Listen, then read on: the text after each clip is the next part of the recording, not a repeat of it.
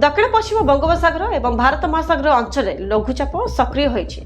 एहार प्रभाव में आसंता 24 घंटा मध्य लघुचाप सृष्टि हो पारे। यह पश्चिम उत्तर पश्चिम दिगरे गति करी दक्षिण पश्चिम बंगोपसागर एवं एहार पार्श्ववर्ती भारत महासागर अंचल में पहुंचब। एही लघुचाप प्रभाव में आसंता 23 एवं 24 तारीख में राज्यर विभिन्न अंचल में बिजुली घड़घड़ी और वर्षा होबार संभावना रही। एने पाणीपाग विभाग पक्षर सतर्क सूचना जारी होइछि।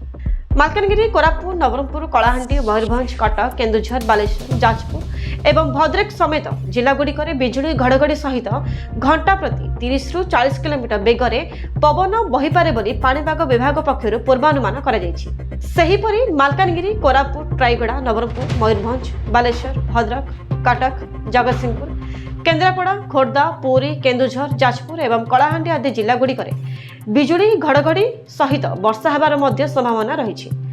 तेबे गत 24 घंटा मध्य राज्यर किछि अंचल में सर्वनिम्न तापमात्रा वृद्धि पाइछि। सेपटे आसंता 2 ରୁ 3 दिन मध्य राज्यर सर्वनिम्न तापमात्रा 2 ରୁ 3 डिग्री पर्यंत वृद्धि पाई पारे बोली पाणीपाग विज्ञान केन्द्र पूर्वानुमान करिछि।